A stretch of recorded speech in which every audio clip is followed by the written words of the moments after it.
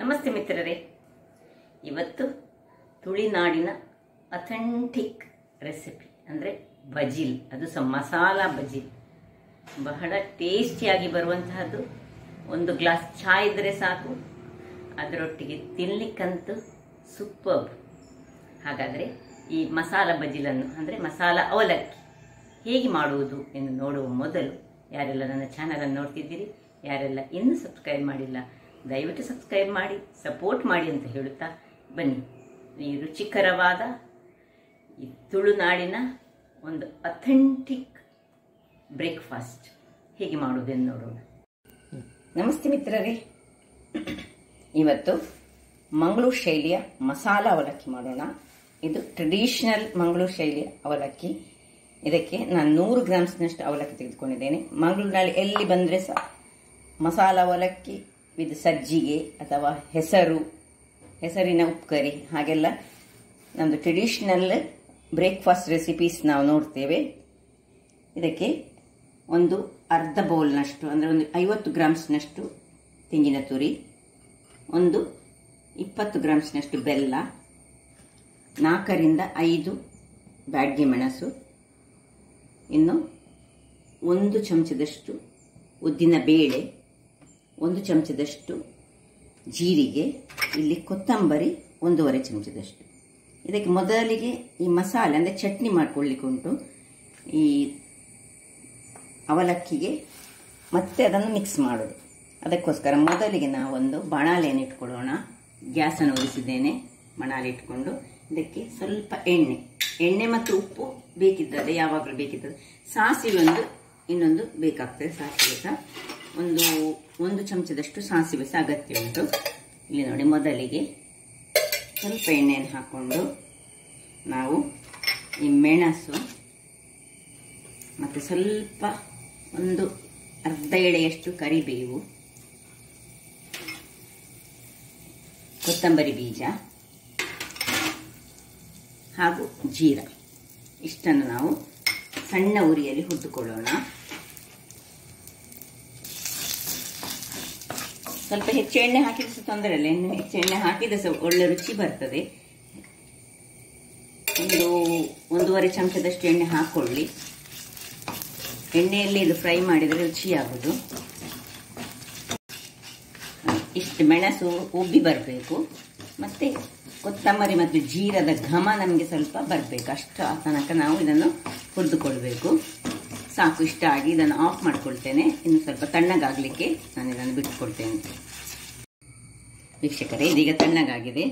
ಈಗ ಇದನ್ನೊಂದು ಮಿಕ್ಸಿ ಜಾರಿಗೆ ಟ್ರಾನ್ಸ್ಫರ್ ಮಾಡ್ಕೊಳ್ಳೋಣ. ಖಾರ ಬೇಕಿದ್ರೆ ನಿಮಗೆ ಸ್ವಲ್ಪ ಹೆಚ್ಚು ಖಾರ ಬೇಕಿದ್ದವರು ಇನ್ನೊಂದು 2 ಮೆಣಸು ಹೆಚ್ಚು ಹಾಕ್ಕೊಳ್ಬೋದು. ಅಂದರೆ ಇಷ್ಟು 100 ಗ್ರಾಮ್ಸ್ಗೆ ಇಷ್ಟು ಸಾಕಾಗ್ತದೆ.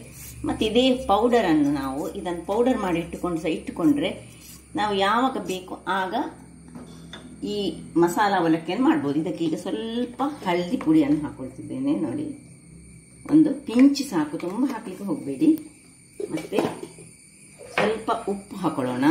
ಕಲ್ಲುಪ್ಪು ಹಾಕಿದ್ರೆ ಸಹ ಒಳ್ಳೆ ಆಗ್ತದೆ. ಇದನ್ನೀಗ ಪೌಡರ್ ಮಾಡ್ತಾರೆ. ಸಪೋಸ್ ನೀವು ತುಂಬ ಮಾಡಿ ಇಡುವುದಾದ್ರೆ ಸ್ವಲ್ಪ ಹೆಚ್ಚು ಪೌಡರ್ ಮಾಡಿ ಇಟ್ಟುಕೊಂಡು ಸಹ ಹೀಗೆ ಇಡ್ಬೋದು. ಈಗ ಸುರಿಗೆ ಸ್ವಲ್ಪ ಇದನ್ನು ನಾನು ಒಂದು ಸ್ವಲ್ಪ ಪೌಡರ್ ಮಾಡಿ ತರ್ತೇನೆ.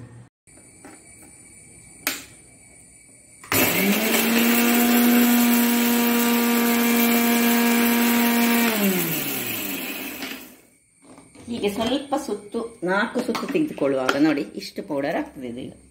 ಈಗ ಇದಕ್ಕೆ ನಾವು ಇದನ್ನು ಸ್ಟೋರ್ ಮಾಡಿಬಿಟ್ಟಿದ್ರೆ ಸ್ವಲ್ಪ ಹೆಚ್ಚು ಪೌಡರ್ ಮಾಡಿ ಬಾಟ್ಲಿಯಲ್ಲಿ ಹಾಕಿಟ್ಟುಕೊಳ್ಬೋದು. ಇದನ್ನು ಬೇಕಿದ್ದಾಗ ಯೂಸ್ ಮಾಡ್ಬೋದು. ಈಗ ನಾನು ಸ್ವಲ್ಪ ತೆಂಗಿನ ತುರಿಯನ್ನು ಇದಕ್ಕೆ ಹಾಕೊಳ್ತಿದ್ದೇನೆ. ಸ್ವಲ್ಪ ತೆಂಗಿನ ತುರಿ ಹಾಗೆ ಇಟ್ಟುಕೊಳ್ತೇನೆ. ನೋಡಿ, ಕೊನೆಗೆ ಸ್ವಲ್ಪ ಸೇರಿಸ್ಕೊಳ್ಳಿಕ್ಕೆ ಬೇಕಾಗ್ತದೆ ನಮಗೆ.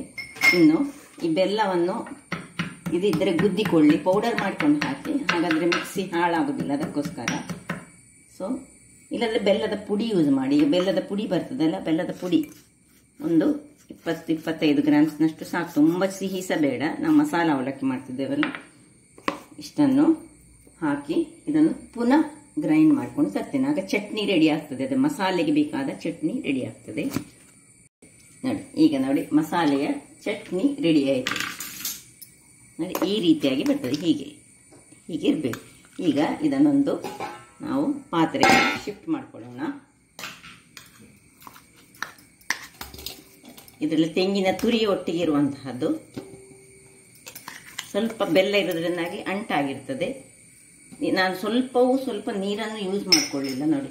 ಹೀಗೆ ಅದರಷ್ಟಕ್ಕೆ ಆ ಬೆಲ್ಲ ಅದರೊಟ್ಟಿಗೆ ಸೇರಿ ಒಳ್ಳೆ ಗ್ರೈಂಡ್ ಆಗಿದೆ. ಅದಕ್ಕೆ ಸುರಿಗೆ ನಾವು ಪೌಡರನ್ನು ಮೆಣಸು ಮತ್ತು ಜೀರಿಗೆ ಎಲ್ಲ ಪೌಡರ್ ಮಾಡಿಕೊಳ್ಬೇಕು. ಈಗ ಇಲ್ಲಿ ನಾನೊಂದು ಬಾಣಲೆಯನ್ನು ಇಟ್ಕೊಂಡಿದ್ದೇನೆ ನೋಡಿ. ಗ್ಯಾಸ್ ಉರಿಸಿ ಅದೇ ಬಾಣಲೆಯನ್ನು ಇಟ್ಟುಕೊಂಡಿದ್ದೇನೆ. ಅದಕ್ಕೀಗ 2 ಚಮಚದಷ್ಟು ಎಣ್ಣೆಯನ್ನು ಹಾಕೊಳ್ತಿದ್ದೇನೆ.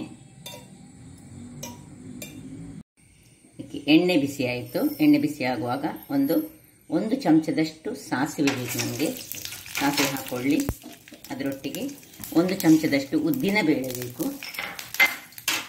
ಇನ್ನು ಕರಿಬೇವಿನ ಸೊಪ್ಪು ಧಾರಾಳ ಹಾಕೊಳ್ಳಿ. ಎಷ್ಟು ಪರಿಮಳ ಬರ್ತದೆ ಕರಿಬೇವಿನ ಸೊಪ್ಪನ್ನು ಹಾಕಿದರೆ. ಸ್ವಲ್ಪ ಕ್ರಷ್ ಮಾಡಿ ಹಾಕಿದರೆ ಇನ್ನೂ ಸಹ ಒಳ್ಳೆಯದು ನೋಡಿ. ಹೀಗೆ ಕ್ರಷ್ ಮಾಡಿ ಹಾಕಿದರೆ ಸಹ ಇಡೀ ಸಹ ಹಾಕ್ಕೊಳ್ಬೋದು, ಏನು ತೊಂದರೆ ಇಲ್ಲ. ಪರಿಮಳಕ್ಕೆ ಈ ಒಂದು ಕರಿಬೇವಿನ ಸೊಪ್ಪು ಬಹಳ ಉತ್ತಮ. ಇನ್ನು ನಿಮ್ಮ ಮಸಾಲೆ ಮಾಡುವಾಗ ಕೆಲವರು ಏನು ಮಾಡ್ತಾರೆ ಹೇಳಿದರೆ, ಇದಕ್ಕೆ ಸ್ವಲ್ಪ ಸಾಸಿವೆ, ಹಸಿ ಸಾಸಿವೆಯನ್ನು ಸಹ ಹಾಕೊಳ್ತಾರೆ. ಬೇಕಿದ್ರೆ ಹಾಕಬಹುದು. ನಾನು ಹಾಕುದಿಲ್ಲ ಹಸಿ ಸಾಸಿವೆ. ನಾನು ಜೀರಿಗೆ ಕೊತ್ತಂಬರಿಯಲ್ಲೇ ಮಾಡುದು ಯಾವಾಗಲೂ.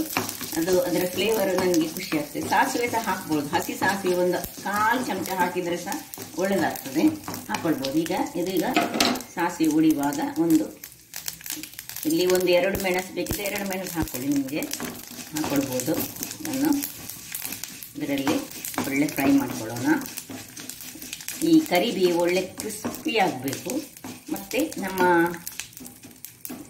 ಹಾಕಿದ ಮೆಣಸು ಒಳ್ಳೆ ಕ್ರಿಸ್ಪಿ ಆದರೆ ಆಯಿತು.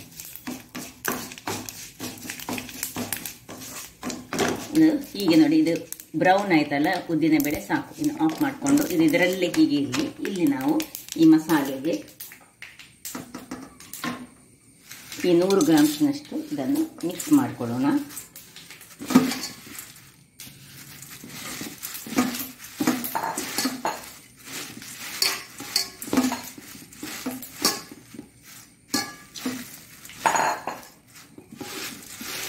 ಹಿಂಗು ಬೇಕಿದವರು ಒಗ್ಗರಣೆ ಹಿಂಗು ಸಹ ಹಾಕ್ಕೊಳ್ಬೋದು, ಏನು ತೊಂದರೆ ಇಲ್ಲ. ಬಹಳ ಚೆನ್ನಾಗಿ ಬರ್ತದೆ. ಹೀಗೆ ನಾನು ಒಳ್ಳೆ ಹೀಗೆ ಮಿಕ್ಸ್ ಮಾಡಿಕೊಳ್ಳೋಣ. ವೀಕ್ಷಕರೇ ನೋಡಿ, ಇದನ್ನು ಚೆನ್ನಾಗಿ ಕಲಸಿಕೊಂಡು ಇಲ್ಲಿ ನೋಡಿ, ಈಗ ಮಸಾಲೆ ಸಹ ಸ್ವಲ್ಪ ತಣ್ಣಗಾಗಿದೆ. ಈಗ ಮಸಾಲೆಯ ಮೇಲೆ ಸ್ವಲ್ಪ ತೆಂಗಿನ ತುರಿಯನ್ನು ಹಾಕ್ಕೊಳ್ತಿದ್ದೇನೆ. ಉಳಿಸಿಟ್ಟ ತೆಂಗಿನ ತುರಿಯನ್ನು ಹಾಕೊಳ್ಳಿ. 50 ಗ್ರಾಮ್ಸಲ್ಲಿ 10 ಗ್ರಾಮ್ಸ್ನಷ್ಟು ಇಟ್ಟುಕೊಂಡು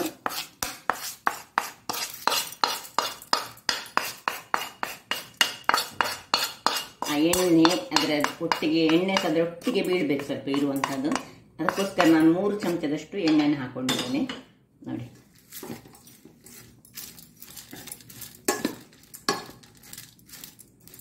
ರುಚಿಯಾದ ಮಂಗಳೂರು ಶೈಲಿಯ ಈ ಒಂದು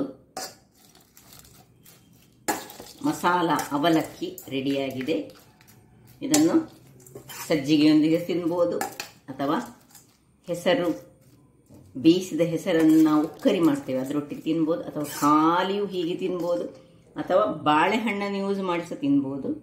ಹೇಗೆ ಸಹ ತಿಂದರೆ ಆಗ್ತದೆ. ನಾವೆಲ್ಲ ಹಿಂದಿನ ಕಾಲದವರೆಲ್ಲ ಚಾವನ್ನು ಹಾಕಿ ಅದರೊಟ್ಟಿಗೆ ತಿಂದಾಗ ಅದರಲ್ಲೊಂದು ರುಚಿಯೇ ಬೇರೆ. ಹಾಗಾದರೆ ನೋಡಿದ್ರಲ್ಲ ವೀಕ್ಷಕರೇ, ಯಾವ ರೀತಿಯಲ್ಲಿ ಒಂದು ಸುಲಭ ರೀತಿಯಲ್ಲಿ ಮಾಡುವಂತಹ 5 ನಿಮಿಷದಲ್ಲಿ ಆಗುವಂತಹ ಮಸಾಲ ಅವಲಕ್ಕಿ. ಅದು ಸಹ ನೀವು ಪೌಡರನ್ನು ಮೊದಲೇ ರೆಡಿ ಮಾಡಿ ಇಟ್ಕೊಂಡಿದ್ರೆ ಅದಕ್ಕಿಂತ ಸಹ ಬೇಗ ಆಗ್ತದೆ. ಹಾಗಾದರೆ ನನ್ನ ಕುಕಿಂಗ್ ಚಾನಲ್ ನಿಮಗೆ ಇಷ್ಟ ಆದರೆ ಬೋಳೂರು ಸುವರ್ಣ ಚಾನಲನ್ನು ಲೈಕ್ ಮಾಡಿ, ಶೇರ್ ಮಾಡಿ, ಹಾಗೂ ಸಬ್ಸ್ಕ್ರೈಬ್ ಮಾಡಿ, ಹಾಗೂ ನನ್ನ ಇನ್ಸ್ಟಾಗ್ರಾಮ್ ಪೇಜನ್ನು ಫಾಲೋ ಮಾಡಿ. ಧನ್ಯವಾದಗಳು.